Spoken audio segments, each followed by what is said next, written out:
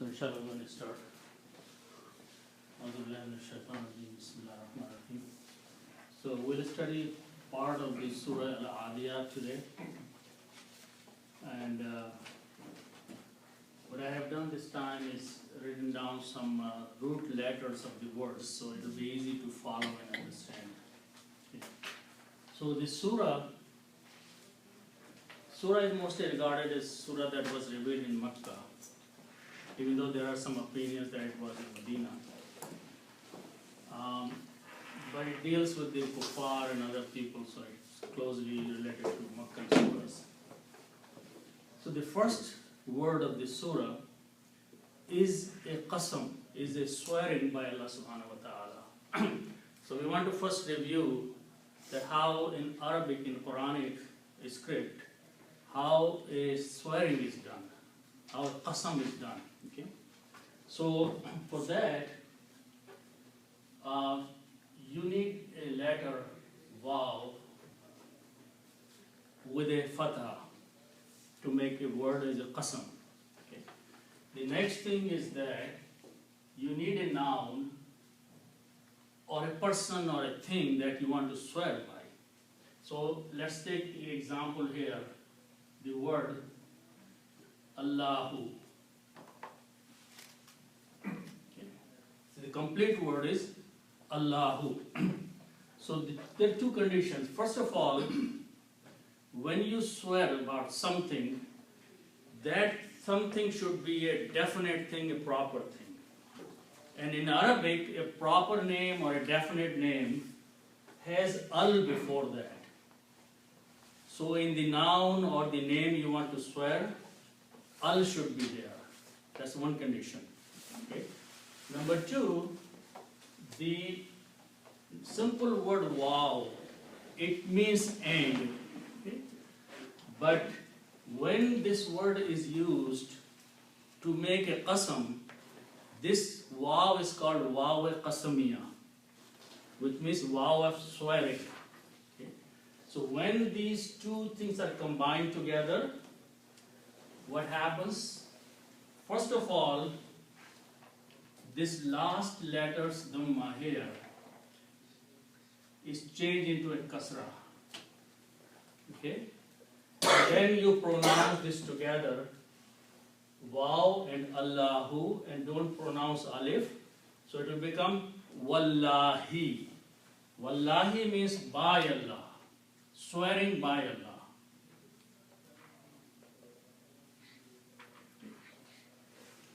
If you don't change this to a kasra, then the meaning will be and Allah. Okay? It will not be swearing, it will not be a qasam. So for the qasam to happen, you have to change this dhamma to a kasra. And then pronounce as wallahi. Wallahi means by Allah. Qasam by Allah, swearing by Allah. Okay? So as another example, so this is when we swear, we take an oath, we take oath with the name of Allah. So we swear, human being, people supposed to be swearing by Allah. Whenever they want to take any oath, they say, wallahi by Allah. We are not supposed to be swearing of the other things other than Allah subhanahu wa ta'ala. But on the other hand, when Allah subhanahu wa ta'ala swears in the Quran, He uses His creation as the oath, as the swearing. So for example, here is the word, just any word, kitabun. Okay. Kitabun means a book. Okay. Now, if Allah is going to swear about the book, the first thing has to happen that this word has to have an al before that, because it has to be a proper name to swear. Kitab can be any kitab, but it has to be a particular book that someone can swear about. So first thing we have to do is put an al before that. Okay? So when you put the al, the word becomes al-kitabu. Okay? Because when you put al, two dhammas change into two dhammas change into one, and it becomes al-kitabu. Okay? So al-kitabu means the book. Al-kitabu, the book. Now you can swear with this word because it has to have an al. Okay? So now what you do, you put waw before that, and change this thing to a kasra. That's the condition. So now the word becomes wal kitabi. The meaning will be swearing by the book. Swearing by the book. Not any book. The book. This has to be some special book. Okay? So these are the conditions and the rules for making a swearing word, a qasamiya word. So wal kitabi, by the book. If you don't change this, it will be waw and al kitabu, that will mean and a book or and a book. Okay?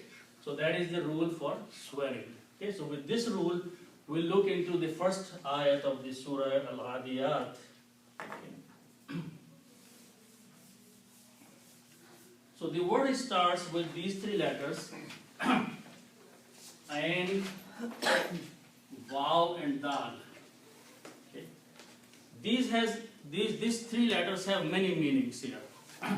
But the meaning that we are going to use is a meaning which has to race or to run very fast. One of the meanings of ayn and This this is Dal waw. backward, right? Yeah. Ayn dal waw. Yeah, and dal waw. I wrote down there too. This is dal waw. So the meaning of these three letters, ayn dal waw, is to race or to run very, very fast. Okay? Now, if someone is running very fast, that's the doer of that action. Okay? So the one that runs very fast is adiyatun. Okay? And adiyatun, whenever there is a ta at the end with the sound of noon, that is a female. For example, sajid or sajidun is a male person who is making sajda. When you put a ta marbuta or round ta at the end, it becomes sajidatun. When you stop, you say sajida. That's a female name. So whenever you see this ta at the end, it's a female name. Okay? So if you stop, you will say adiya. If you pronounce fully, it's adiyatun.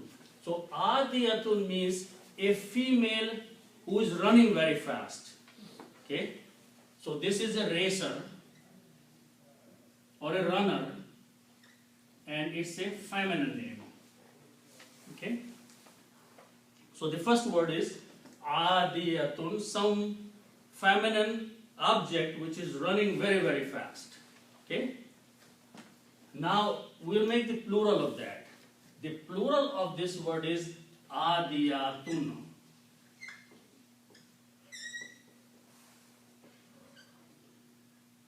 Okay? Adiyatun. When you make the plural of any word that has this round ta, in the plural it changes into regular ta. So the word is adiyatun. Adiyatun means racers. Plural, and it's a feminine. Okay? Now do the next thing, put an al before that. Okay? Al will bring the meaning of the racers. Okay, still feminine object, but some which is running, some things in plural which are running very, very fast. Okay, racing. Okay, so that is al adiya. When you put the al, then two dhammas change into one. This becomes al adiyatu. Al adiyatu means feminine racers. Okay, So this became al-adiyatu. Just one number, right? Okay. Now notice that this is a noun, this is a word, it has al before that. So you can convert this into a swearing, into a qasam. What is the rule for doing that? You put a waw in the beginning. Okay. And when you put waw in the beginning, you take this last dhamma and change into a kasra. Okay. And now when you pronounce, you do not pronounce this alif, just like we just learned, wal kitabi and wallahi. This becomes wal adiyati. So Allah subhanahu wa ta'ala is swearing here by some things which run very fast, which race. Okay? And we will see from the coming ayats and the ayats after that, that these things which are running are actually the horses. Okay? And we will see, because of some of the things that are coming in the ayat, will point that here whoever is running, they are horses. Okay?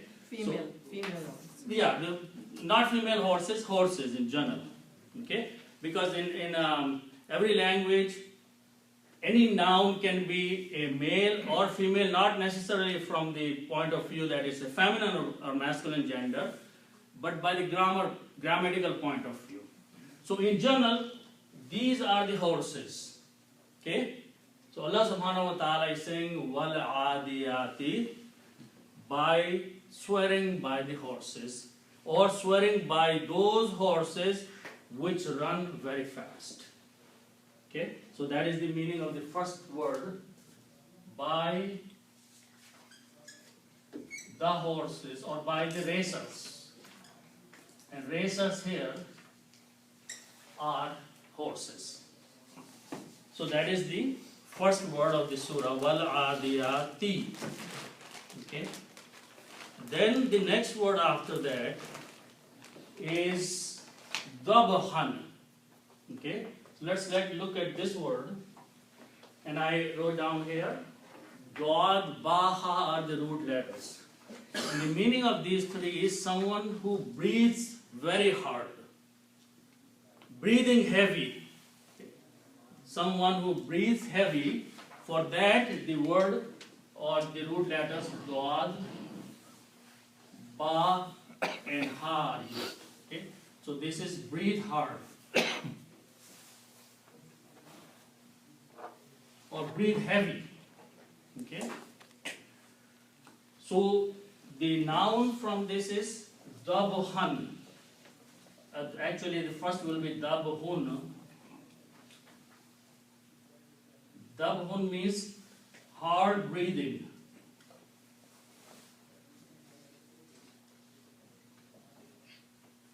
The action of breathing.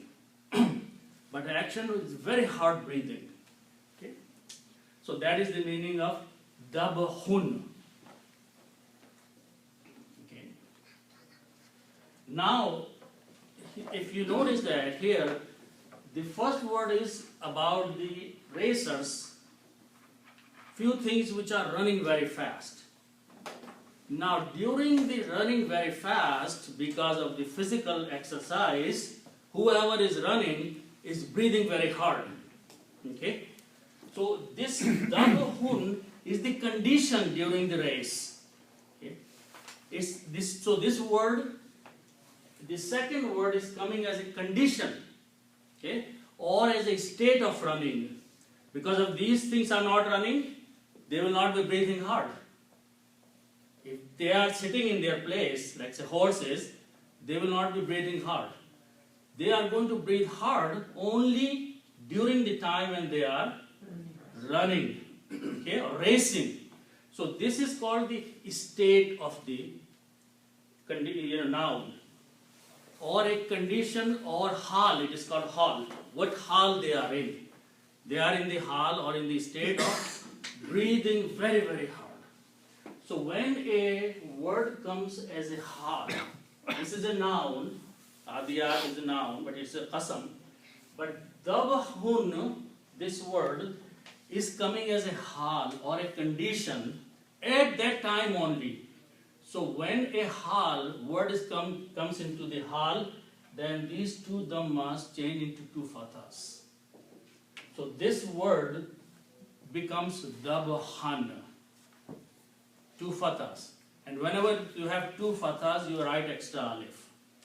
So this word will be written as dabhan. Meaning is still same, but because it's coming as a short time, for the short time, then it is, grammatically, we just represent that by two fathas instead of two dhammas. If the word is separate by itself, it is still dabhun. But because it is coming a property of an action for a short time, so it is hal. Whenever a word is in the hal state, we change these two dhammas to two fathas.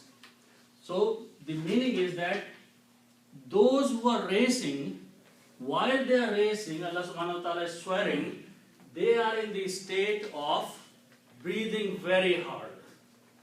So this dabhan means breathing hard.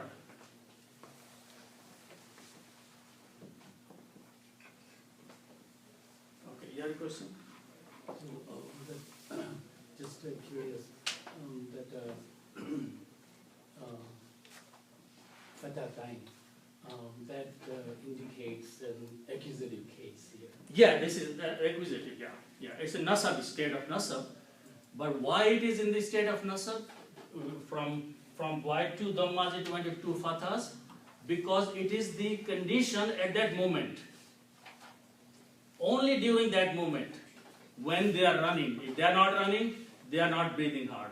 So when the two words come into that kind of combination, then the state changes. Okay? Is it not adjective? No, because adjective is a permanent thing. Sifat is a permanent thing. This is not a permanent thing. So that's the very minor difference between them.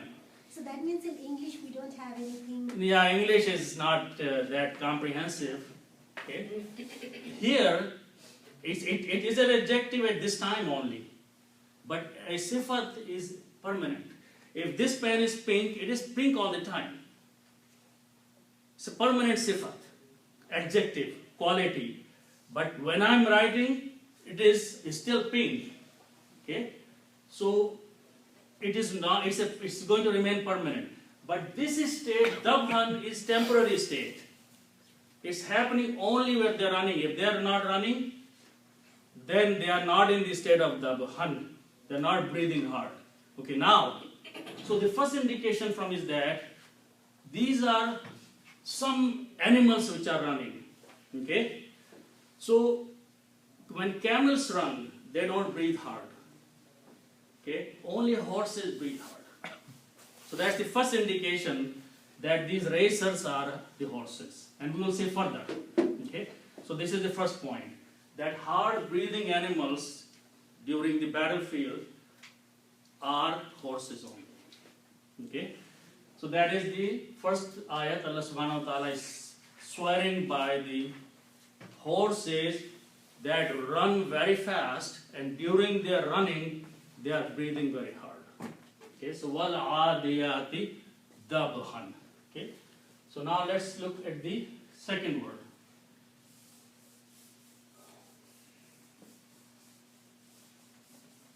Okay, so the second word, it starts with these letters Vav, Ra, and Ya.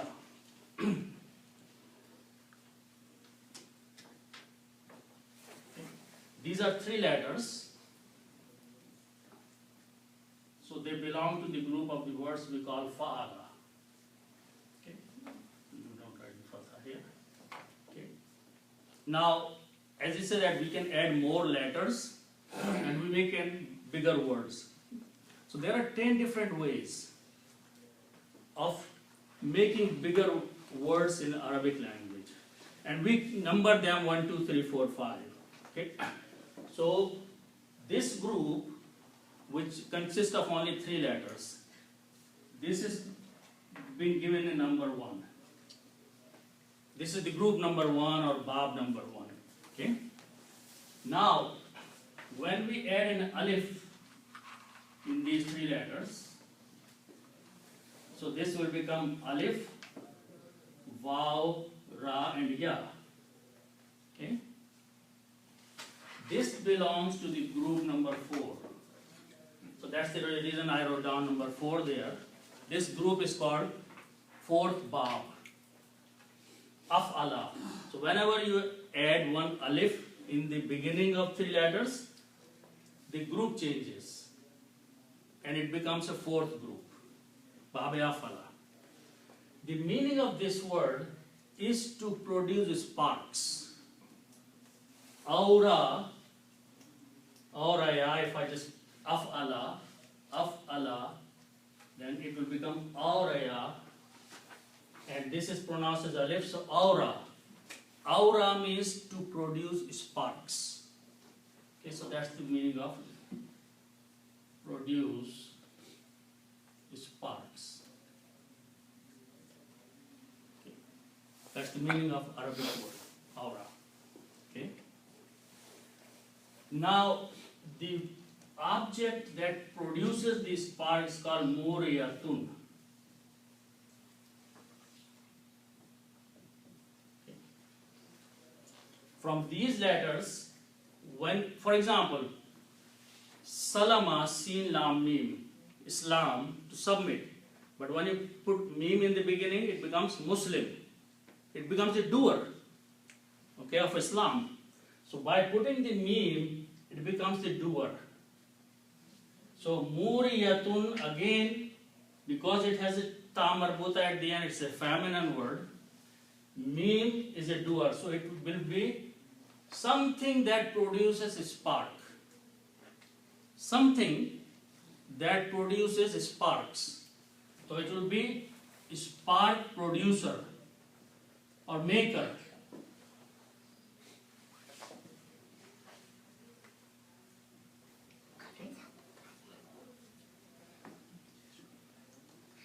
Now, similarly as before, if we will make it plural, there will be muriyatun. Like adiyatun will adiyatun, muriyatun will become muriyatun. Is the plural. Muriyatun.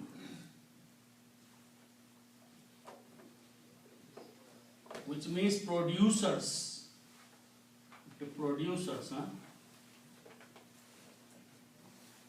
of sparks.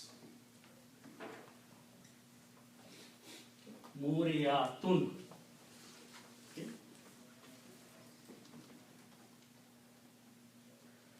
And then you put alif before that, alif and lam, al. It will become the. The producers of sparks. Whatever these things are, they are bringing out the small sparks. Okay. Muriya, and we put the alif and lam, these two them must change into one. It becomes al-muriyatu. Okay.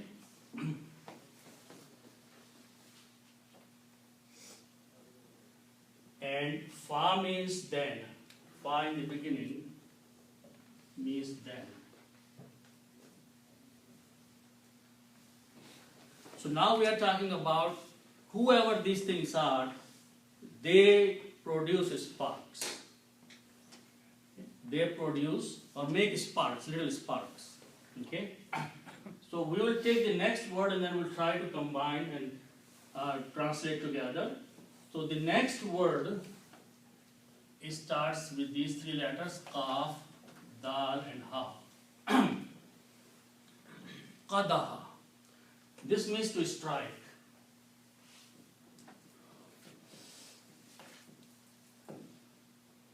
Okay. And noun from this will be qadhun. Qadhun means striking or strike.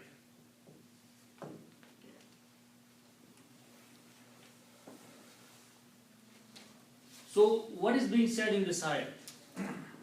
what's being said is that when these horses, they run, when they run, they hit the ground. If the ground is hard and rocky, what happens? By their speed, the sparks start coming out from the ground. Because these horses run very fast and their hoofs are very hard. Okay? And sometimes, in some places, they will put the metal ring underneath of those horses in some countries. So when these horses run and they hit the hard ground, like rocky ground, then by striking the ground,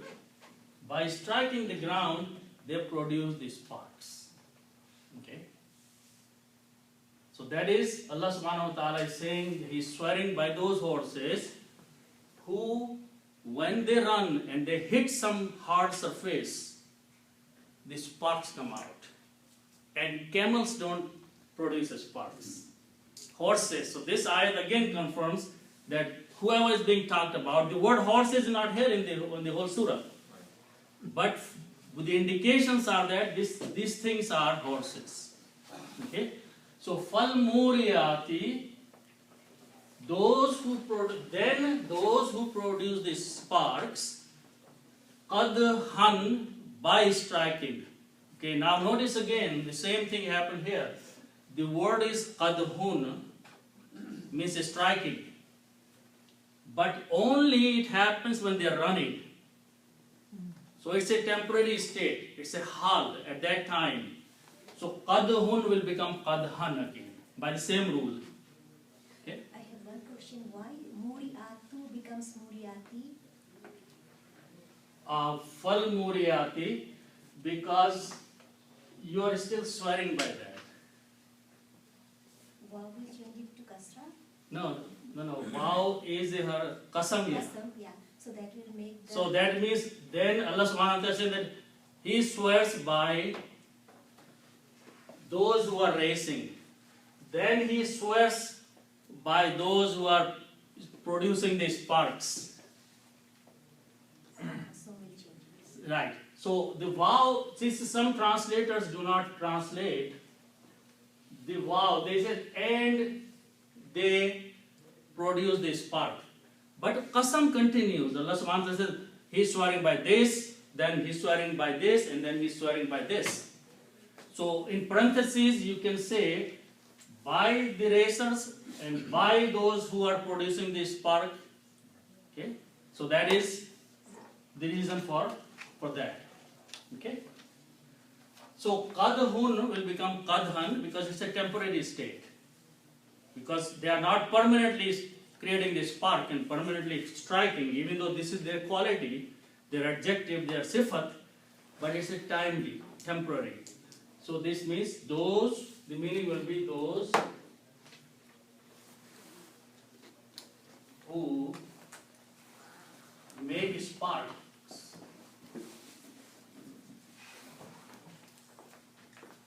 striking or running, hitting something at that time only.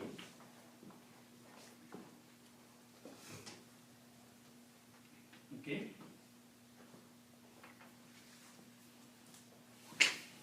So now let's look at the third ayat now. فَالْمُغِيرَاتِ صُبْحًا. Okay? So these starts with these three letters, Ghain, Ya and Ra. Okay? And these are three letters, so they belong to the group we call Fa'ala, which is group number 1. Okay? Fa'ala is a group number 1. Okay? Again, if I put an alif in the beginning, it becomes a different group, Af'ala, and this is group number 4. So this will become alif, ghain, ya and ra. Okay. And if I put the same harakas, aghyara, okay. And for easy pronunciation, this pronunciation is aghaira. Aghaira means to attack. to charge or to attack.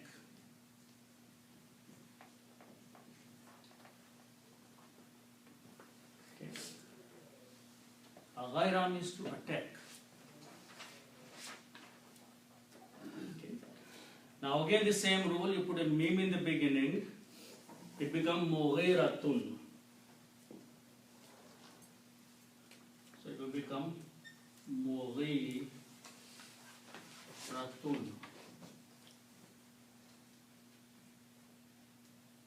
Mughiratun, someone who attacks.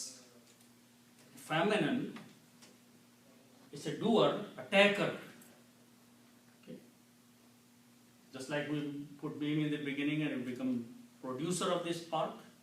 Here, mim in the beginning makes it the doer of that action. Muslim. Okay. Mu'min. Okay. So mughiratun means attacker, the one who attacks. Okay. So this is attacker.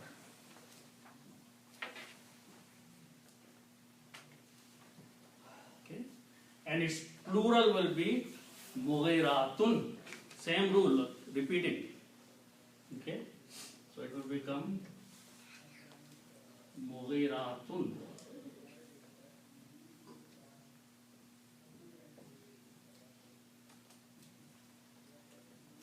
Mughiratun, attackers or chargers, plural.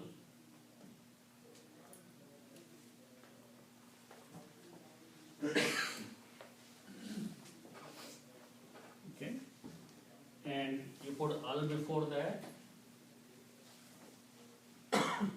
Al means the.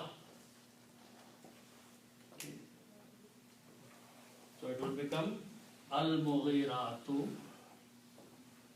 To the must change into one, same rule, and you put fa in the beginning, which means then.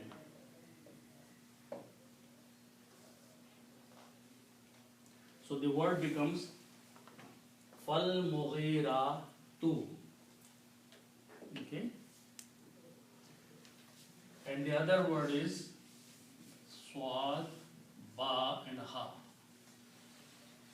And we all know that subhun means morning. Subha. Subhun is the actual word, morning time. Okay. So who are these? These are those who attack in the morning time. So when the armies invade, they prepare to attack in the early morning time when people are not ready to fight back. When the armies invade the other towns with the horses, those days, they plan the attack early in the morning. So people are not fully ready to defend themselves. So they have an upper hand and a victory. So fal mughirati subhan, those horses that charge and attack the enemy with the riders in the early morning hours. Fal mughirati subhan. Allah subhanahu wa ta'ala is now swearing about the same forces, but now what they are doing? They are preparing to attack in the morning. Okay? And by the same rule, because this is a temporary state, a hal, subhun will become subhan. Because they are attacking at that particular time. If it is not short time, then it will remain subhun. But this is a temporary state at the time of attack. Okay? So fal mughirati subhan, those who attack early morning hours. Okay? So Allah subhanahu wa ta'ala is swearing. So this again tells that these are horses. Okay? Cannot be camels or any other animal, because horses are used to attack the enemy in the morning. If it's not temporary state, let's say permanent adjective, then it will follow the noun, the Yeah, state of noun. it will follow the four rules of the adjective, not one. So the harakats will remain, dhamma will remain, kasra will remain, then feminine has to be feminine, masculine has to be masculine, and singular and plural. So there are 4 rules for that combination, but this is not adjective. You have a question? Yeah, so in the Quran, when you're reading an ayat, it says, Fal Mughiratin. So the reason for the alif, after, like, what's the, so you can read it separate, each word? Is that why they put al? Like, it could be, No, this is that the al, if you want to read it, you will teach a child separately. Yes. separately, that's why. You can teach, no, they don't write, but that's the way Arabic is spoken. But it is made of the words which are complete separate words. Okay. Okay? So if you are teaching a child and you want him to understand the language too, then you teach him fa, al, mughiratun. Then teach him that when you combine them, what happens by the combination of the rule of tajweed, the sound changes of the word. Okay? So fal mughirati subhan, those who attack in the early hours. So that is the meaning of these. Then they are those who attack or charge early morning.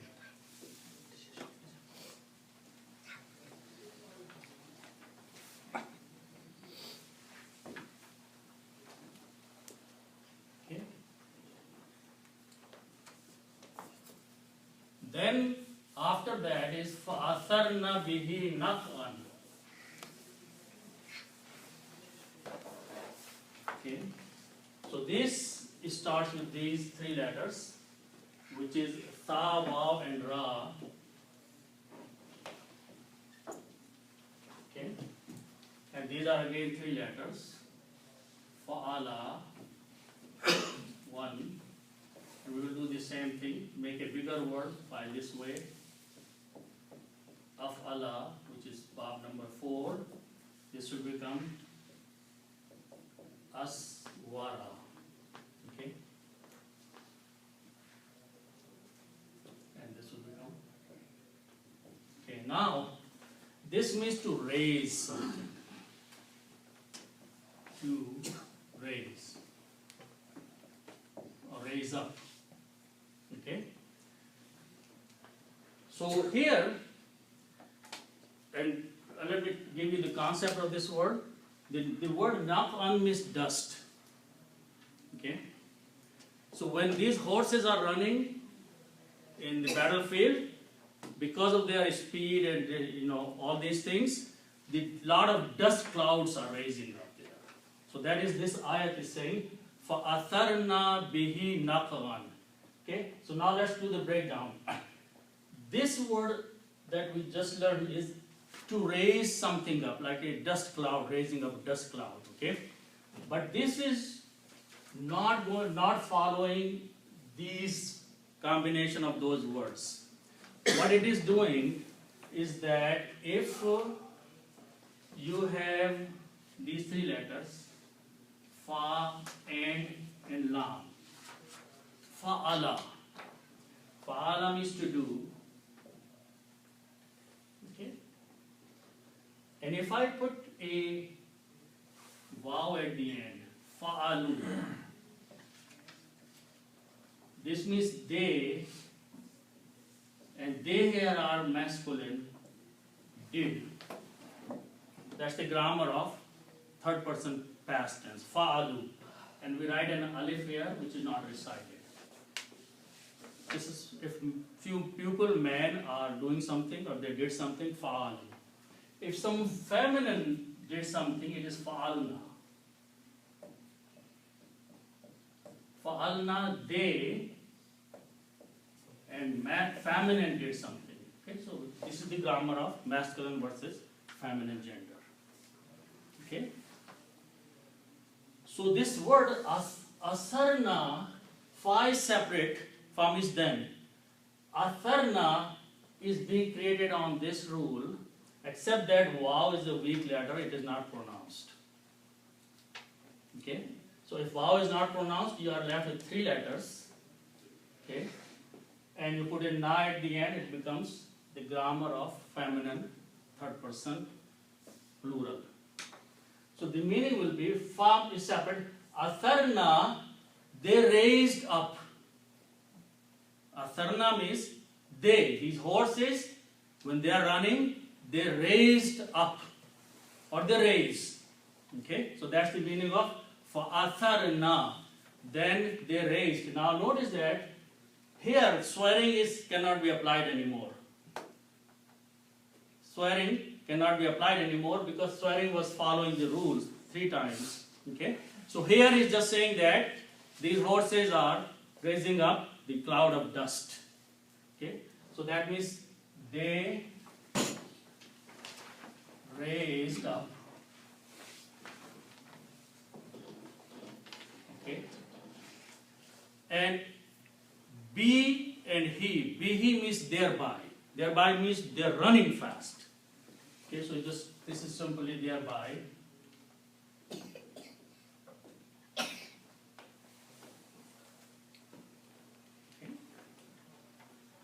And the next 3 letters are straight noon, of, and.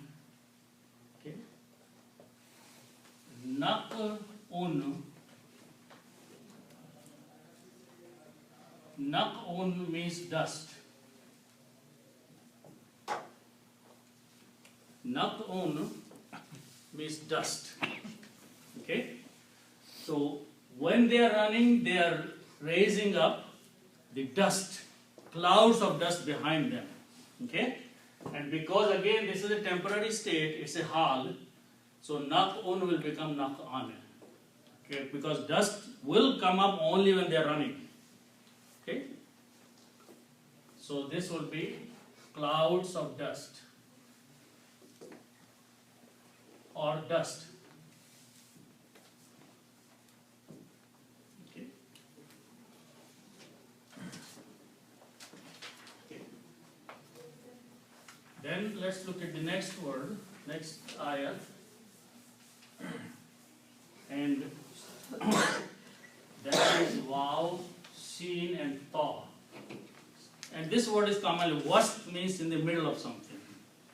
Wasata means to be in the middle. Okay? Or to penetrate or to enter in the middle. So this is means to enter in the middle. Okay?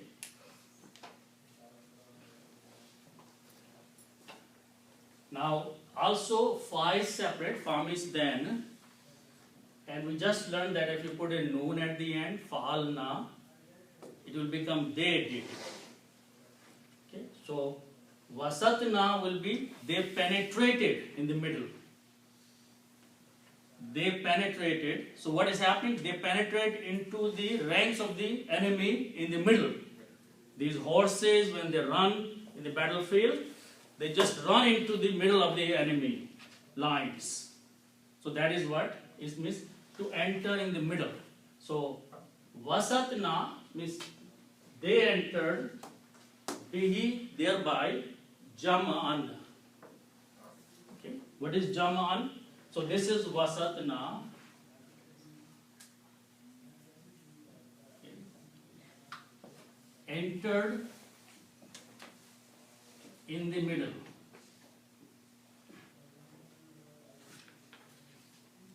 Okay. And these are again feminine.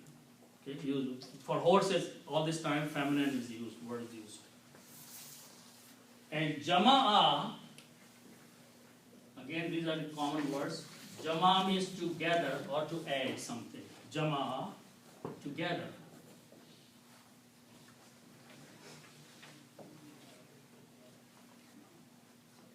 And jama'un, again, the jamun is the noun. Jamun means all together. All together. Collectively. Okay? All together means they all just ran into the middle of the army, enemy army. Okay? So these are all the characteristics of these horses which are used to fight the enemy. Okay? So Allah subhanahu wa ta'ala says then, and then what they did? They ran into the middle of the army and the enemy army. Okay? These horses. Okay? Then entered or penetrated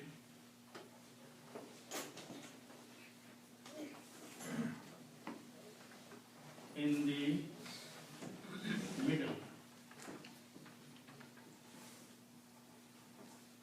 and Fihi means thereby, by their running, and all together, all of them collectively.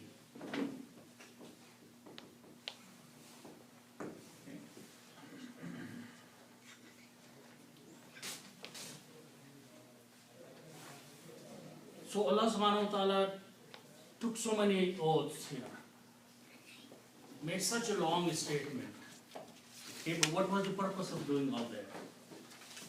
Okay, why did he take such a long statements and talk about horses and all these real things that a man is observing?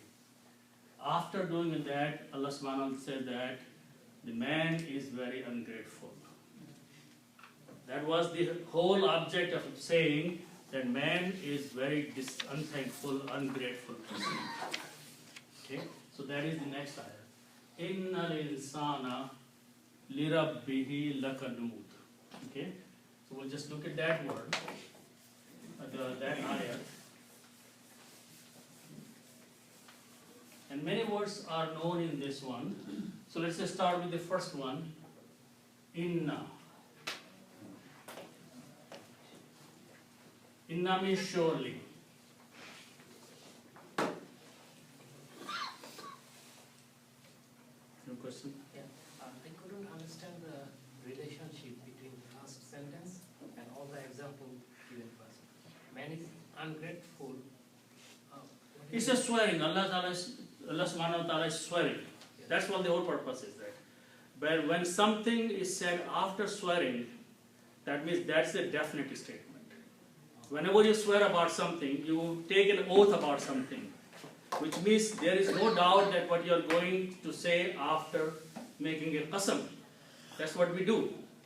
The purpose of taking oath or swearing or doing a qasam is that right after what I'm saying is after I'm going to say it, there should not be any doubt in that. So that's what's happening. Allah subhanahu wa ta'ala is making qasam here and then saying that after that what is being said, there is no doubt in that. Okay? So inna means surely. The ayat starts with the surety that what is being said now is a definite thing, there is no doubt in that. Okay? Now the other word it starts with these letters, alif, noon, sin, and insanun is the man. A man. Insan or insanun is a man. And you put the al before that. It will become the man or the man or mankind. Generally this way it's translated. Al insanu. It becomes one dhamma here. So it becomes al insanu. Al insanu means mankind. Insan or insano, it includes both men and women. Okay? So al insano, mankind. Now, inna is the characteristic that when a noun comes after that, it changes the state of this from dhamma to a fatha. So it becomes innal insana. Okay, when you read together, you will read innal insana. Indeed, surely the mankind. That's the meaning of surely.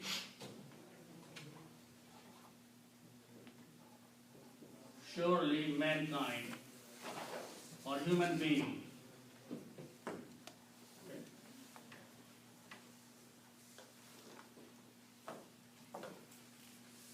Now, the next word is made of actually three parts.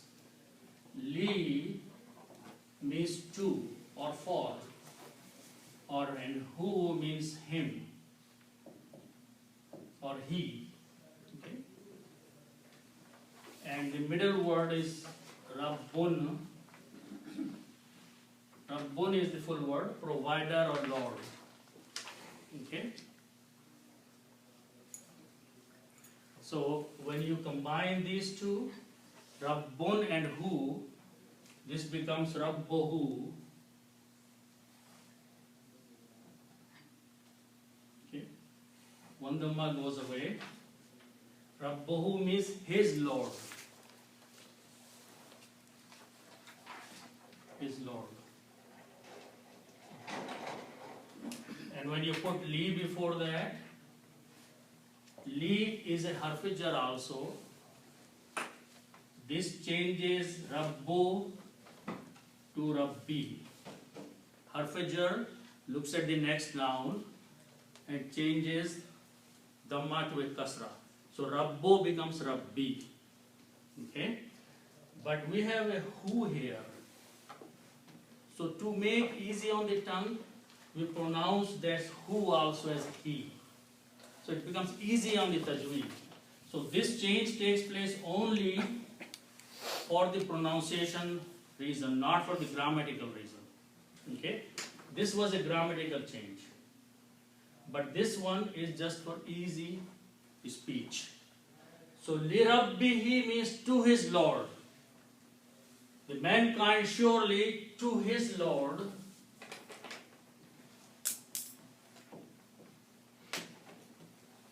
Okay. And the last word of this one is Kaf, Noon, and Dal. Okay. That's what I mentioned there. This means to be ungrateful.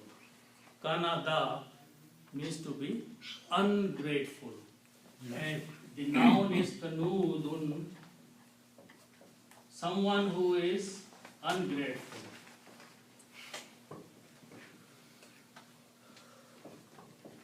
Not being thankful. Okay? And lam here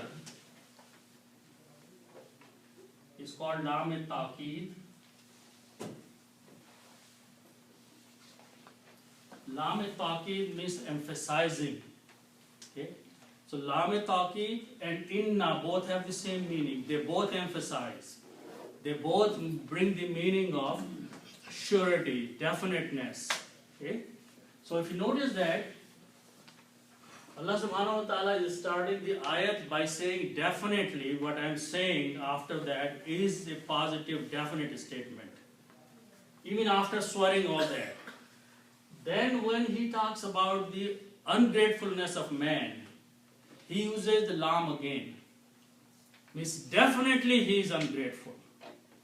He is not being thankful to all the bounties and blessings and everything Allah subhanahu wa ta'ala has given him. He is not being thankful. In fact, when a little hardship comes, he becomes unthankful, ungrateful. Okay? So Allah subhanahu, the whole purpose of all this, before is just to make a statement here that you, the man, are very ungrateful to Allah subhanahu wa ta'ala. Okay? So that is, up to this point, the emphasis, so much emphasis about one statement. A qasam and emphasis and everything is being done for one simple statement, which is the reality, which is the fact. We realize this is a fact, that how much ungrateful people are to Allah subhanahu wa ta'ala. Okay? So, do you have a question? Yeah, the Arabic that's here, the Quranic Arabic, is it similar to the common Arabic? No. Or it's not? No. This is called Fusha, and Fusha is not the language. That we have a sheikh here who lives in Saudi Arabia, he can confirm that. Yeah, it will be different. It's very different. Okay. And in every Arabic country, they have different dialect and different things they speak. some Arab, they don't understand each other also. Okay. But this is Fusha. This is locked Arabic, Quranic Arabic, which is there and we should remain there. Because there is so much, Allah subhanahu wa ta'ala has transferred the knowledge to so many scholars that this is going to remain locked there. Is the grammar same? Grammar is mostly same, but Fusha and the use of the vocabulary is that right? Even though all the Arab have different language, but they don't understand the Quranic language? No. They need to learn same as... They need to learn. They will not be able to make any sense that why is Muriyati here. Okay? And why is the Qadhan there? The word is Qadhun, why is Qadhan? Unless they study it. What did you call that lamb again? Lam Tawqid. Tawqid means emphasis. Okay. English meaning for Tawqid is emphasizing upon something. So Lam is called Tawqid and Noon, Alif, Inna or Anna, they are also emphasizing on the statement. So there, This one. So these three rules, can you give a couple of minutes again? I know you repeat it, but. Okay, so how much time do we Time is up. have? Okay, quickly. 99% of the Arabic words start with 3 letters. Okay, always, that's the reason if you can see that all of these are 3 letters, right? Okay, now after that, we add more letters in them. And there are 10 different rules of adding letters. And they are called 10 babs. Okay? So, first bab is where every time there will be 3 letters. And that bab has a name we call fa'ala. Okay? The second bab is where we put a shadda on the middle letter. Okay? So, like, kazaba means to lie. If you put a shadda on the middle letter, it becomes kazzaba, right? Kazzaba is a different meaning. Kazzaba means to lie. Kazzaba means to deny. Okay? So then there is a bab third. Most in the Quran you will see the bab number 4 and 2 and then it's scattered all over the place. But you notice that in these few words, there's 3 words have 4th bab. 4th bab where you add an alif in the beginning of the 3 letters. So that's called af'ala. And simple meaning is that kharaja means someone went out. If I put an alif in the beginning, it becomes akhraja. The meaning now is that now there are 2 people involved. One person sent somebody out, the other guy. See the difference flavor? One person went out. Result is he's out. In first case, he got up and left. He is kharaja. If I say akhraja, which means he did not go on his own, someone told him to get out of here. Okay? So see that in English, you cannot incrementally increase the words by adding letters or any language. But the beauty of the Arabic is that you can keep adding letters and the meanings will continue changing. Flavors meaning. So inshallah, do you have any questions? yeah, so as you said, like even the Arab people, even if they don't study, they will understand these things. Yes. So when the Quran revealed, Yes. so they understood the meaning, right? Not the rules.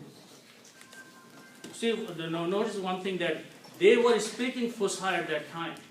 We speak. Yeah, they were. The language in around that area was the only language there. This was the Fusha, the real language. After that, in later times, the languages changed. So what they speak now in some countries, in the media, if you listen to the TV and read the newspaper, they are in Fusha. You will, if you watch like Al Jazeera, you will think that a scholar is speaking Arabic. Okay, am I right? Yes. So that's the difference, but the common language is a very different.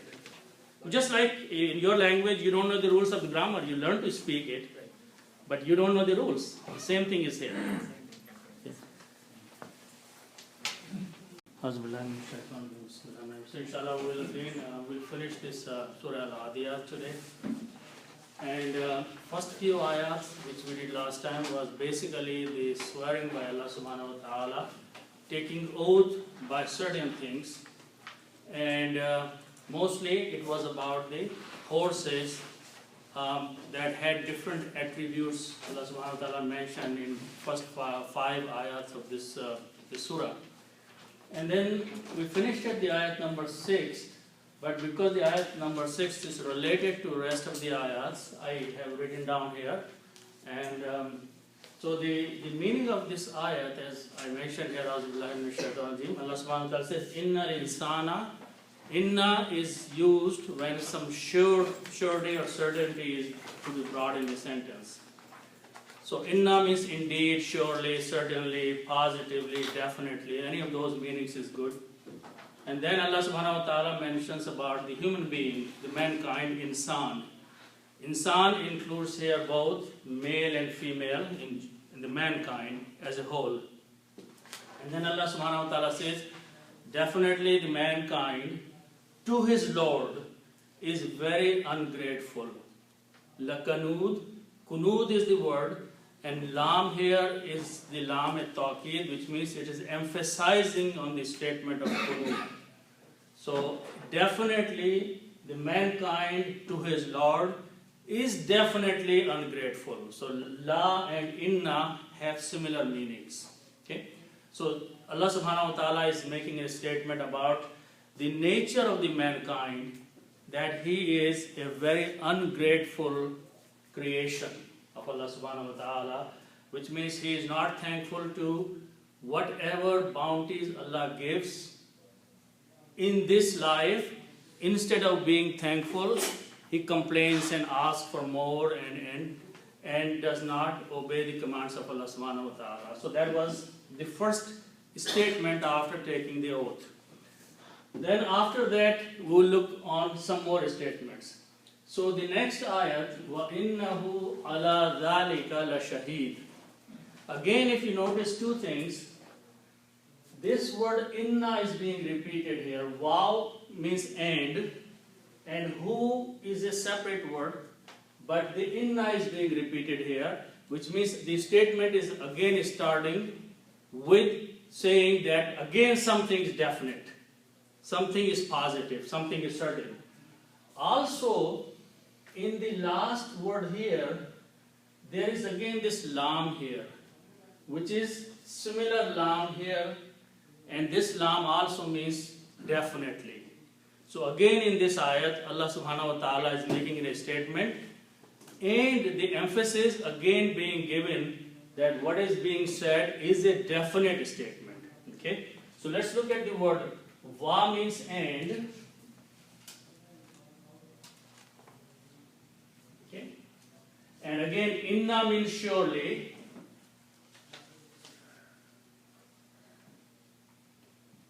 And inna and who, when these are written together, these are separate words, inna and who. Okay? Who means him. So Allah subhanahu wa ta'ala is talking about the mankind again. Instead of saying innal insana, this time, instead of insana, he or him is being mentioned. So this him is again pointing to the al-insan, the mankind. So Allah subhanahu wa ta'ala saying that, and indeed, surely he. Okay. Surely he. Then the words are ala dhalika la shahid. So now these two words in Arabic, ala has multiple meanings depending how we use in English. Ala means upon, or to, or there are a few other meanings of that, but here any of these will work. Ala. Dhalika means that. Dhalika means that. So, ala dhalika means upon that. Upon what? Upon he is being ungrateful, and indeed he is upon it. And we'll see what is the next word. That will make it very clear. So the next word starts with these three letters, sheen, ha, and dal. Shahada, this means to witness. Okay. and the noun from this is shahidun. Shahidun is a person who witnesses something. Okay? Shahidun is witness. Okay.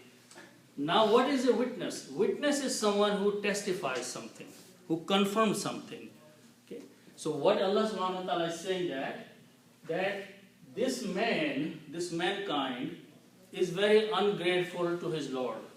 And not only that, surely he, upon being ungrateful, is a witness himself. He testifies that he is a ungrateful person. He admits that there are occasions when we all of a sudden realize the blessings of Allah subhanahu wa ta'ala, and then we say how ungrateful we have been. Okay? So Allah subhanahu wa ta'ala has put this into the nature of human being, that he witnesses, he testifies that he is ungrateful. Okay? So here it says about humankind, but if it was about one person like Hazrat Adam, what is the word you use for one person versus a humanity? Insun is one man, and insanun is the plural mankind. Jinn or ins, usually it is used one jinn and one man.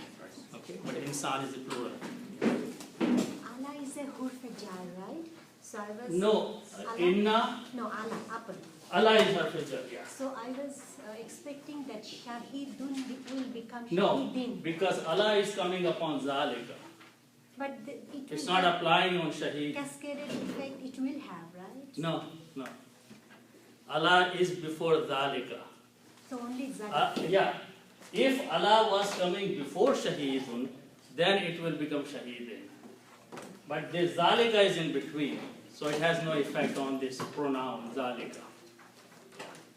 So what the ayat is saying that, and again, this lam here is again bringing the surety. So he is a definite witness. He is surely a witness. So again, twice in the same ayat, 2 times surety is being brought in, innahu and la. So this mankind, sometimes he witnesses his own action that yes, I have been very ungrateful to my Lord. So Allah subhanahu wa ta'ala is mentioning that. Okay? Allah zalika, upon that, a sure witness.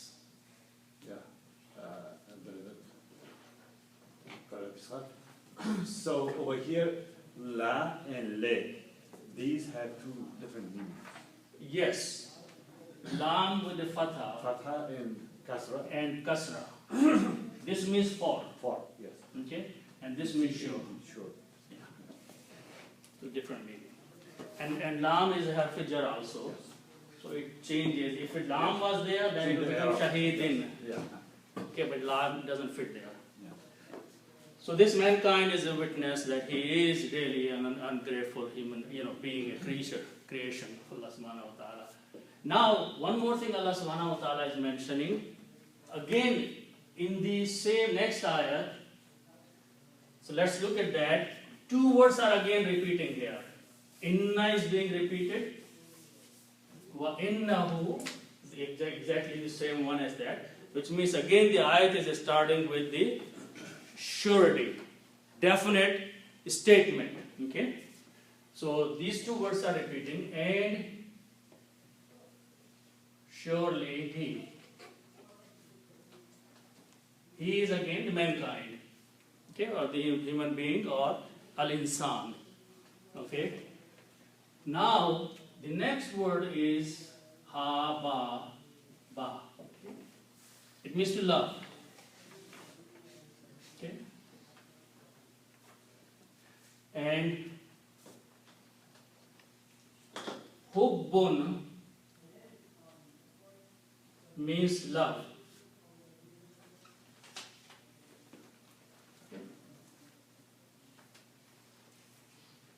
So, hubbun means loving something. Okay? Liking something or loving something. Okay? Now what does he love? The other word is ha, ya and ra. Okay? This means to be good. Okay? And there is another meaning that is used here. So but the noun from this is khairun. Khairun means wealth. Khair means goodness actually. But here it is the worldly material wealth that a person collects is also called khairun. Okay? So now we have one word hubbun, which means love, and we have another word khairun, which means wealth. Now if I put al before that, it will become al khairu, because al removes one dhamma, and the meaning will become the wealth. Okay? So now we have two words, hubbun and al khairu. Okay, so I'm going to rewrite down this one here, al khairu.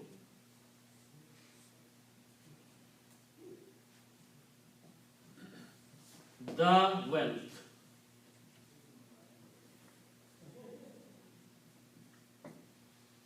Okay. So I have two nouns here. One is love, which is hubbun, and one is al khairu, the wealth. Now I want to establish a relationship between them by putting in of in between in English. Okay? So it becomes love of the wealth. Love of the material things, worldly material things. Okay? So when we combine these in English, we do something in Arabic also, and the rule is that on the first word we remove two dhammas and put only one. And on the second one we remove this dhamma and put a kasra. Okay. And when we pronounce them together, which means we do not pronounce the alif here. Okay? Combine hubbul khairi. The combination will be pronounced as hubbul combined with this ba with the lam. Hubbul khairi is the full word. Okay?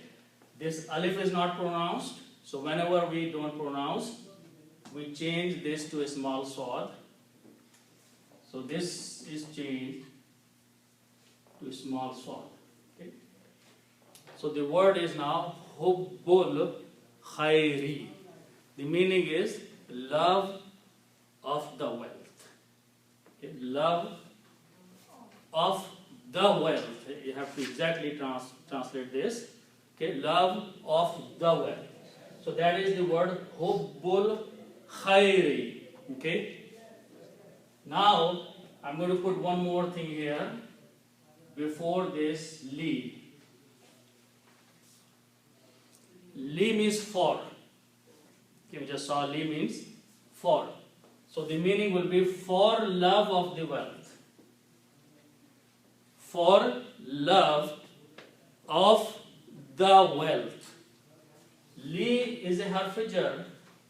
Harf jar does one thing, it looks at the next word and changes this last dhamma to a kasra. So now it became lihubbil khairi. Those are the exact words in the Quran. Lihubbil khairi, for the love of the wealth. And he is surely for the love of the wealth. Okay, so that's the meaning so far. Or to the love, or for the love, which is for love of the wealth.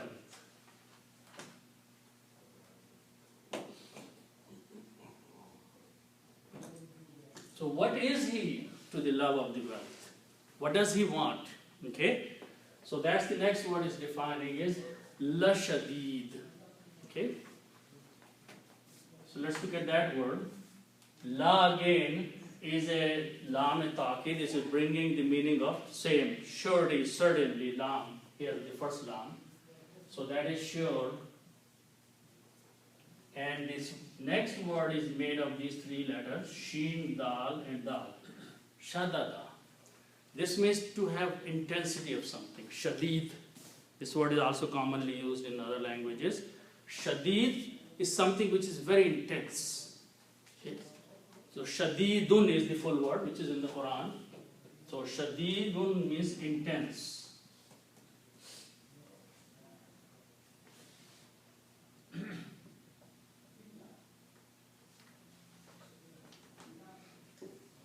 So his love is very intense. That's what being said here.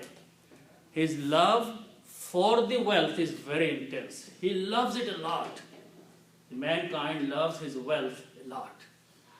Okay? He wants to accumulate this thing. He doesn't want to let go. He doesn't want to spend on good deeds. That is the love. So Allah subhanahu wa ta'ala is mentioning after swearing so many times in the beginning that these are the things that man does. Okay? He is ungrateful and he witnesses his own ungratefulness, and the other thing he does, he doesn't want to spend his wealth. He loves it, intensely loves it. So that is what this ayat is.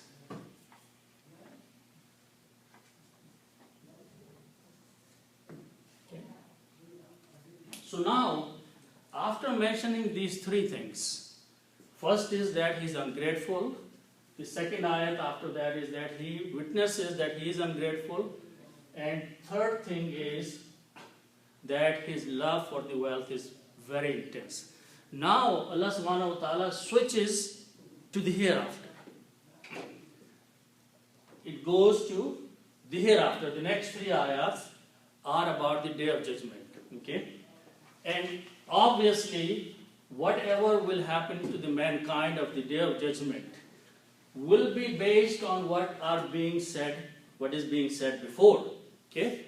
So now the ayat, the next ayat starts with the beginning of the time when a dead person will be raised again. Okay? When a dead person will be raised, and it's very, very beautifully mentioned. It is not saying that, okay, the man will get up all of a sudden from the grave. But it is being said, and I will translate it, that there will come a time when whatever is in the grave will be moved around, searched around, which means the dust of the mankind, wherever it is sitting, it will, by the command of Allah subhanahu wa ta'ala, all those things which were at one time the body of the human being, they will just be brought together and will be raised up. So that is where the ayat starts is, أَفَلَا يَعْلَمُ إِذَا بُعْثِرَ مَا فِي الْقُبُورِ. So let's look at that ayat.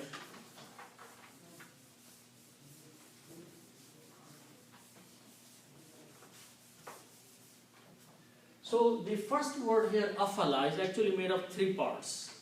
Okay? The first one is alif, okay, with a hamza, ah. This by itself has a meaning.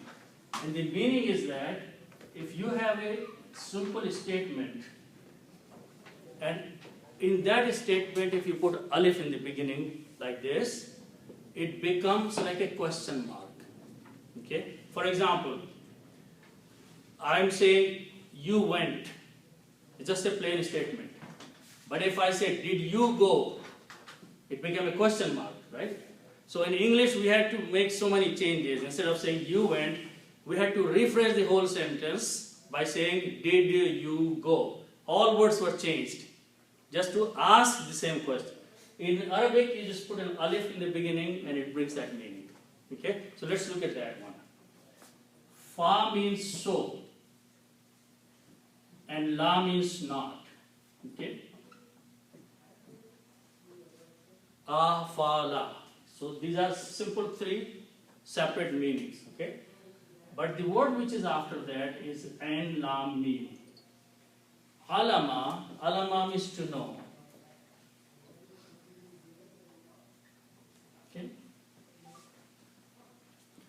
Now from the past grammar, if we have these three letters, fa'ala means to do. And if I put a ya in the beginning and combine the other three letters as yaf'alu, it brings the meaning of he does. Okay. Ya brings the meaning of present tense and third person. So yaf'alu means he does. Okay. So if I apply this rule of grammar here, this will become ya'alamu. Same harkat, same arabs. So this will become ya'alamu. Ya'alamu means he knows. Ya'alamu means he knows. Full word by itself. Ya'alamu. Okay.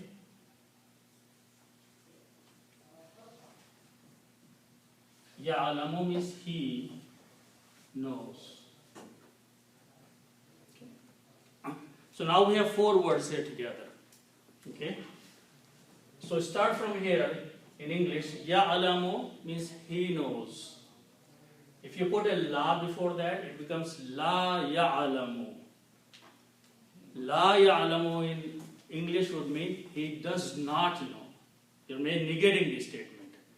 So la ya'alamu, he does not know. Fa add the fa now, so he does not know. Okay, or then. Fa also means then. Then he does not know. Now make that as a question mark. The statement will, does he not know? Alif is a question mark. So it will bring the meaning, then does he not know? So afala ya'alamu will mean, Allah subhanahu wa ta'ala is saying, then does this man not know that there will come a time? Okay. So that is the meaning of afala ya'alamu. Does he not then know? Okay. So in English you just rearrange these words to make it proper, but has to be a question mark. Does he not know? Does he then not know? Okay. So or so or then is same thing. Then not know. Does man not know? Okay. Is he not aware? Does he have not the knowledge or information? A question is being put forth. Does he not know? Okay. What is that he does not know? That's the next few words. Okay. Idha bu'sira. Okay. So idha means when. Idha. And as I mentioned before, this is used for future. Whenever you're talking about future, you use idha. Idha means when. If it was past tense, it will be idh. Okay? So that both the words come in the Quran, idh and iza. So when the word iza is coming, it means something about the future is going to be talked about now. Idha. Okay? The next word is ba and tha and ra. This is a very unique word. It has 4 letters. All the words that we have been seeing, they start with 3 letters. But this starts with 4 letters. Ba and tha and ra. Ba'athara means to dig out something, to raise something, to bring out something. Okay? Ba'athara. Ba and tha and ra means to go into something and move things around, dig out something and bring something out of it. So in general you can say bring out. Okay? So this means to bring out or to scatter for something, move around. That's the reason here I wrote down to scatter here. To move things around and bring something out. So what is that? This is the dust, all the dust of the mankind sitting there to bring out.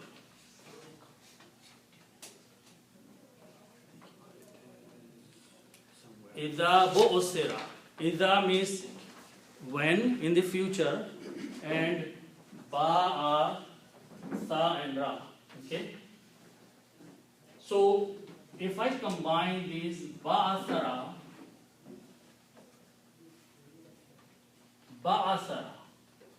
that means he brought out.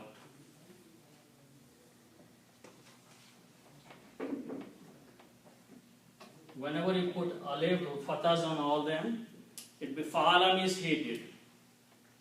Fa and lam means to do, but when you put three fathas, it becomes the grammar of third person past tense, fa'ala. So, fa'ala means he did. Ba'athara, he brought out. Okay? This is active.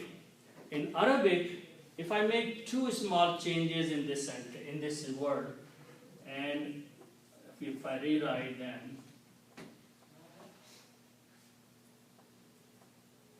and just change these two harakat, bo'othira, it becomes the passive voice. So that's how in Arabic active and passive is made. For example, the word is qatala. Qatala means he killed. Okay? Good example here is qatala. Three fathas on each of them. It's a past tense. The meaning will be he killed. Okay? Now if I make these changes here, just change this to a dhamma and this to a kasra. It will become passive voice. The meaning will be he was killed. Okay. So now notice very important thing even in English. He killed. This is a killer here. So we are talking about the killer here. But here we are not talking about the killer. We are talking about the victim here. He who was killed is victim. So, active and passive voice, even in English, change the doer. Here is the killer, is the victim. So, in Arabic, it's very simple. You just change the harakats like this. Qatala, he killed. Qutila, he was killed. Okay? Ba'athara, he brought out something. But bo'othira, he was brought out. Or he is brought out. Why is? Because I'm talking about the future. Idha is the future statement. So, idha bo'osira, when he will be brought out. The man will be raised, when mankind will be brought out. Okay, so that is idha bo'osira, when he is or is brought out.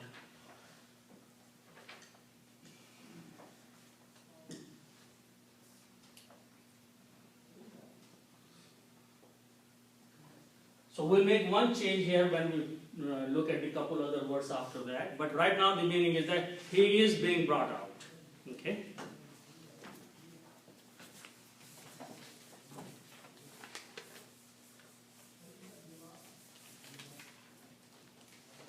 So the word ma has meanings of that or whatever. Both meanings are good. Ma means, and there's another meaning, ma means not, but that doesn't apply here. But here, ma means that or whatever. Okay? Fi means in. Okay? And this word qaf, ba and ra. Qabara, and the noun from this is qabrun. Qabrun means grave. When we stop, we say qabr, but full word is qabrun, grave. Okay? Its plural is quburun. Quburun means graves. Okay? Qubur, when we start, we say qubur, but full word is quburun. Okay. Now next thing you do, you put al before that. Al means the.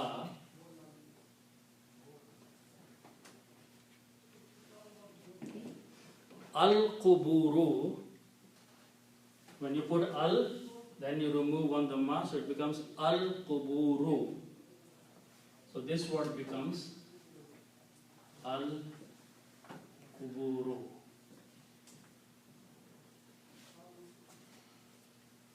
Okay. The graves. Okay.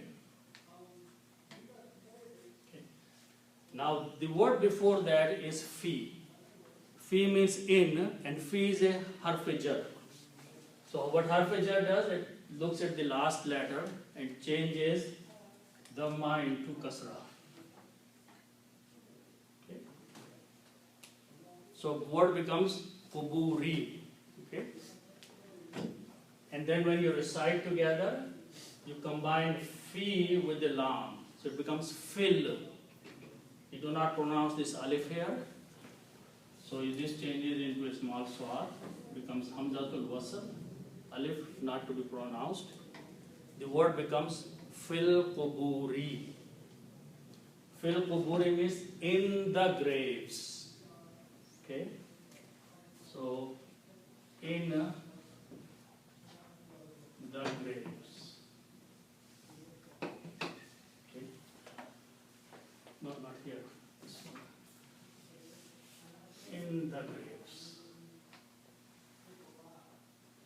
In the graves. Okay. Now combine with this word. Okay. So it becomes ma fil quburi. Whatever is in the graves. These three meaning becomes whatever is in the graves, right? So, but the word before we translated, he is in the grave, you don't have to translate he there. So it will become, whatever is in the graves will be brought out. Okay? Whatsoever is in the graves, bo'osira will be brought out. Idha means when there is a time comes, whatever is sitting in the graves will be brought out. People will be raised. So that is what the ayah is saying. Afala ya'lamu, does he not know? He has been told many times before that idha bu'usira ma fil qubur, there will come a time when whatsoever is inside the graves, basically it's the dust, nothing is there, will be brought out. Means wherever he died or wherever his dust was left, he will be brought out from there. Okay? So this is what, and a qubur is generally a place where he is laying dead in the form of a dust or nothing basically. So it doesn't have to be a physical grave, it could be he died in the bottom of the ocean. Okay? So wherever he was, he will be raised and brought back. That's what the ayat is saying about the mankind. Okay? Then when everybody is brought back to the life, Allah subhanahu wa ta'ala is mentioning in the next ayat, وَحُسِّلَ مَا فِي الصُّدُورِ. Just let's look at that one.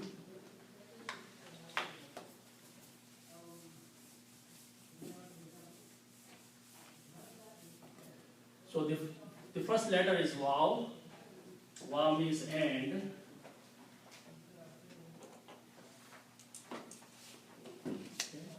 And the next word is start with Ha, Swad and Lam. Okay. Hasala, and these are three letters. Okay. So they belong to the group of the words we call Fa'ala. Whenever there are three letters, they belong to Fa'ala. We are going to make another word out of this by putting a shadda on the middle letter, and we call Fa'ala. Okay. So this will become Ha and Swad with the shadda and La. Haswala. Okay. The meaning of this is to make clear.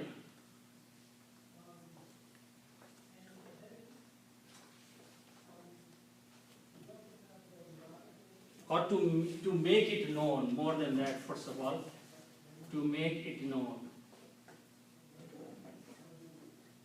Or to inform about something. If you made something known to someone, you're letting him know things. You're informing him. To make it known. Okay? To manifest that. To make it clear. Okay? That is hasala. Hasala. Okay? Now we just learned that if you put 3 fathas, it will become hasala. Okay? And the meaning will be he made known. Third person past tense. Whenever you put 3 fathas, okay, so meaning will be he made known. Okay? This is active. Okay? The same just thing we just did that. We are going to make one small change here, which is if I put a shadda here and a kasra here, it will come hussila. Those two changes bring it a passive voice. Hassala, he made known. Hussila, he was made known. Okay, like qatala and qutila, he killed, he was killed. And we just saw the other word, ba'athara and bosira. So these two changes here, first letter fatha to a dhamma, and second letter fatha to a kasra. In Arabic, it changes active voice to a passive voice. Very simple. In English, you have to write a lot of things. Okay? But in Arabic, you just change the harakat and meaning becomes. So the meaning will become, he was made known. Okay? Because it is a passive now. He was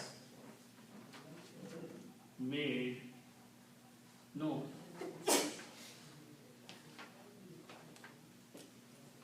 Okay. Now, so let's look at this word and then we'll combine with the hussila to make a full sentence. So, ma and fi are the same, we just saw. Ma means whatever. Fi means in. And the other word is swad, da and ra. Sadara. And its noun is sadrun. Sadruns mean chest. Okay? Now this word is used interchangeably in the Quran for heart or for chest. Okay? Because whatever is inside our hearts is also inside our chest. Okay?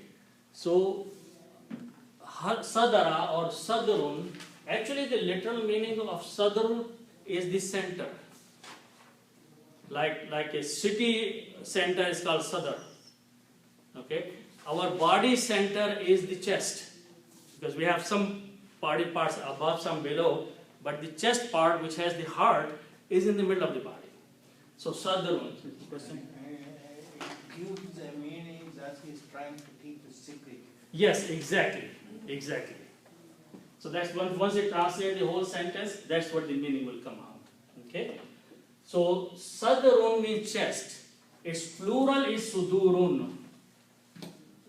Sudurun means chests. Okay? Sudurun means chests. Okay? Then you put al before that. So it becomes al suduru.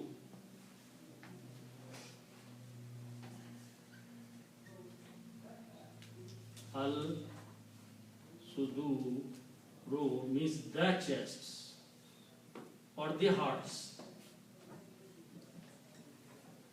Okay. So again, you put a fi before that, just like we did in the previous one. Fi will bring the meaning of in, and fi will change it suduri. Suduro will become suduri. Okay? And when you pronounce, it will become Fis suduri, just like fil quburi. So fis suduri means in the chests or in the hearts. Okay? In the hearts. You need to write down hearts. Okay? And the word before that is ma, means whatever. Okay? So this is whatever. So ma fi suduri means whatever is in the hearts. Whatever inside the hearts, which means whatever we did in the worldly things, in worldly life, we did outwardly. Others knew about that or others did not know. But what was in our hearts at that time, only Allah subhanahu wa ta'ala knew. Okay? So that secret had never come out. Why we were doing something, we were keeping inside of our hearts. So that secret was never out. So Allah subhanahu wa ta'ala is saying that on that day, all those secrets will be brought out, will be made known. That what was the intention of doing something? What was inside our hearts for doing something? So the hearts will be checked out on that day. So that is what the ayat says. And again, instead of saying that he was made known, you can say whatever was will be made known. Whatever is in the hearts will be made known. Will be made known that it will become an open. It will become manifest. It will become familiar for others. Okay? So wahussila ma fi sudur, and whatever is in the hearts will be made known. Okay? So that's what hussila means, is will be made known.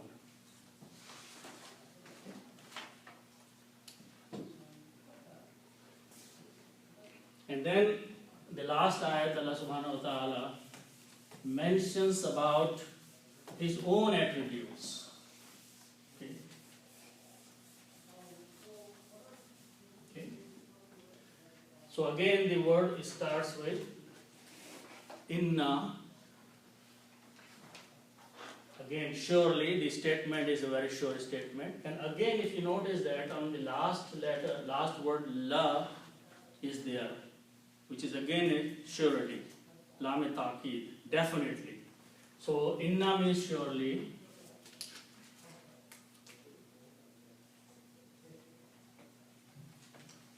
Okay. Now the other word here starts with these letters, ra, ba, ba. Okay. And the noun from here is Rabbun. Rabbun means Lord.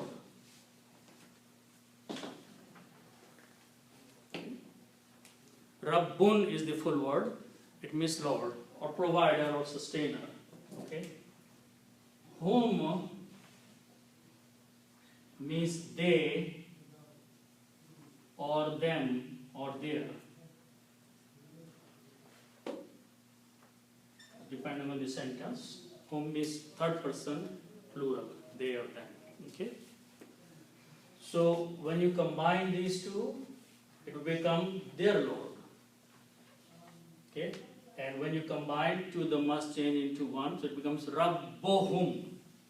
Okay. So this word will become Rabbohum, their Lord.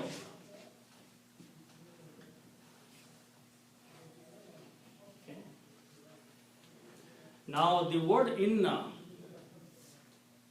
when it comes before a noun, okay, if we did mention last time that actual word was insano, but inna changes, that's the characteristic of inna, that it changes to a fatha. So insano became insana. So when you put before rabbo, it will become rabba. And now we'll change Rabbo to Rabba. That's the word in the Quran. Inna Rabbahum, indeed their Lord. Okay, or surely their Lord.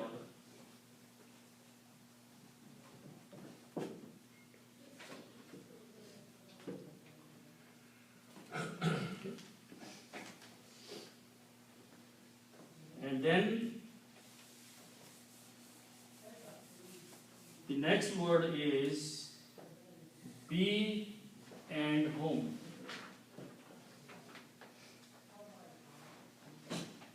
Okay. Be has many meanings. Be has of, or one of the meaning that will fit here is about. Okay. And whom means them.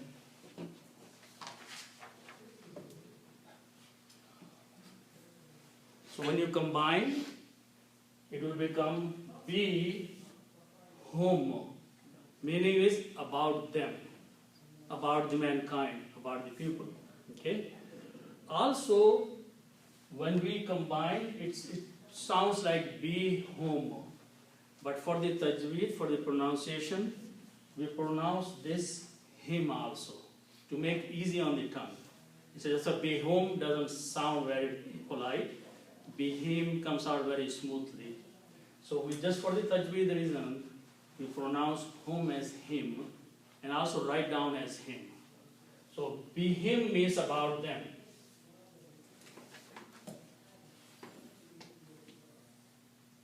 About them means about the people, about those who will be brought out of the graves. Okay? You're definitely, surely your Lord about those people is what? Yawma idin and la khabir. So Yawma or Yawmun means day. Yawmun means a day actually, a day. Okay? But the word Yawma idin means that day. The meaning of it is that day. That day which is being talked here before. So pointing to some day that has been mentioned earlier, which is the day of Qiyamah. Okay? So Yawma idin means that day.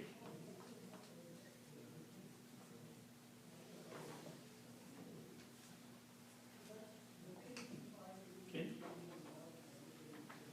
So this day is that special day where people will be raised out of their graves and their hearts will be checked to see what is secret in them. That day Allah subhanahu wa ta'ala says that your Lord on that day, and the last word is, so this means that day.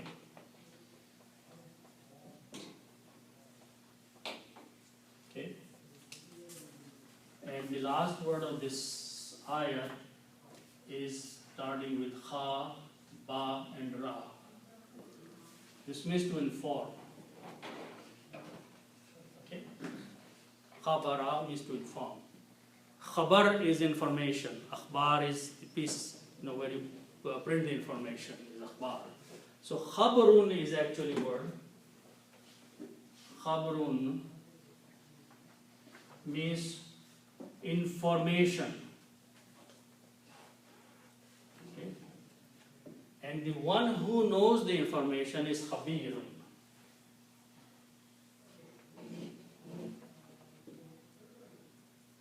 Khabirun, informed. Informed person or informed being is the one who has the information. The expert. What's that? The expert. Expert, well, the one who knows. One who is informed of. One who has all the knowledge and is aware of what is in there. So it's thing here with Allah subhanahu wa ta'ala? Yeah, this is for Allah subhanahu wa ta'ala. This word Khabirun is for Allah subhanahu wa ta'ala. Because it's pointing to Rabb. Indeed, their Lord about them on that day is fully informed. La, you can translate as fully. La is definite, lam ta'kid. So la can be translated as fully, because it's bringing the intensity of the informer. Okay? So khabirun is the word which means informed, and la khabirun is fully informed. So your Lord is fully informed. No, nothing is hidden or kept hidden on that day, because He is fully informed. So He also knows what is inside the hearts. Other informers, other people who are informed, they may not know what is inside. But here, especially because Allah subhanahu wa ta'ala is mentioning about the hidden secrets of the hearts, then that means He Himself is fully informed of everything. So, la khabirun means fully informed. Okay, so that's.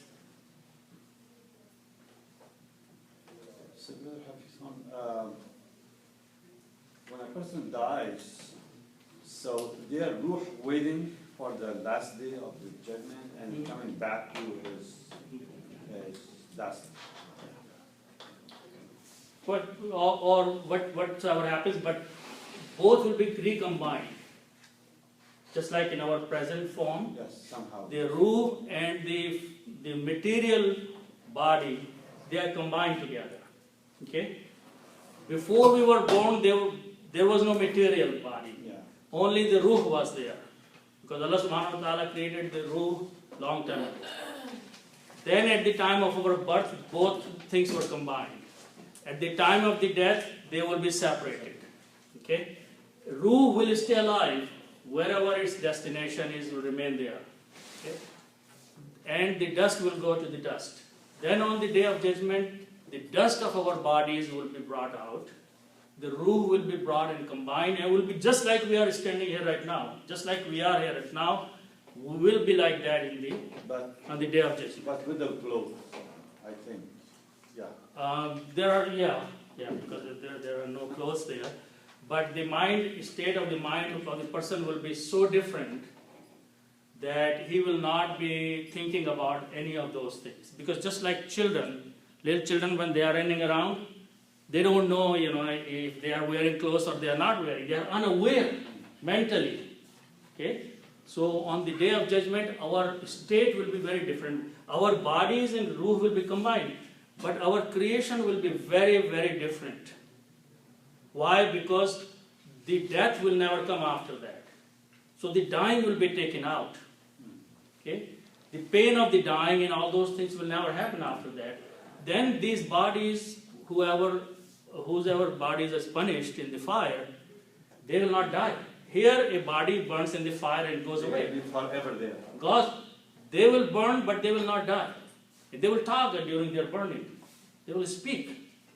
So the bodies will be very different. The composition of the bodies and the ruh on that day will be very different than what the things we suffer in this worldly life through a combination of the body, the pain is here. People who will be in paradise will now not have any pain. Okay? You can poke a knife into their hand and it will not hurt them. Okay? Because there will be no pain and suffering there. So the creation of the body will be very different when we are raised back. Okay? So, Sorry, 2 minutes on the deep meaning is that it's the knowledge, because we are so busy in wealth, that is making us ungrateful, and then that is the cause of all of this. basically, yeah, because those who are grateful to Allah subhanahu wa ta'ala, then they try to bring the entirety of the deen in their life, and then they spend in the cause of Allah, and they don't fall into the love for the worldly material things, so all things go hand in hand. You have a question? Oh, just adding point. The theme of this surah is like we are so loved with our wealth, so that we had to go jihad, because it started with jihading words. That's Jihad right, in yeah, our heart. yeah. This is the main thing. Yeah, actually, after so many oaths, the ayat starts with being ungrateful. The next ayat, this nature of human being is mentioned that he's ungrateful. And then after that he can do anything. But if he is grateful to the blessings of Allah subhanahu wa ta'ala, then he will do everything the right way. So, when you are talking, you mentioned something about the rope and the body. Uh-huh. That means the rope was created long before Yes. we exist. In physical form, Physical yes. form. So when the time of birth comes, they will bring the rope. Yes. And this is from the Quran. Because Allah subhanahu wa ta'ala says that He created all the human beings from the zuhurihim, from the backs, Yes. okay? And then He says, He said, Alastu Rabbi Rabbikum, in the Quran. He said, am I not your Lord? And we all responded with Qalu Bala. We all said, yes, you are our Lord. So we have witnessed earlier, we have testified. No, but that's early stage is only the rope, not the body. That's what I'm talking. When the ruhs were created, only ruhs, souls were created. Allah subhanahu wa ta'ala asked these souls, am I not your Lord? And all of, in the form of the souls, ruh, responded that you are our Lord. Okay? So again, on the meaning of it's ungrateful, so then my mindset, I have to find out all the different ways of being grateful. Mhm. Like, where will we find that? Where? I know, but there, like Quran is all, yes, so but what I'm That's the saying- reason study of the Quran just opens the minds and the hearts. Yeah. That's the one book that we have put aside for a long time. Okay? So inshallah we'll stop here. Let me stop.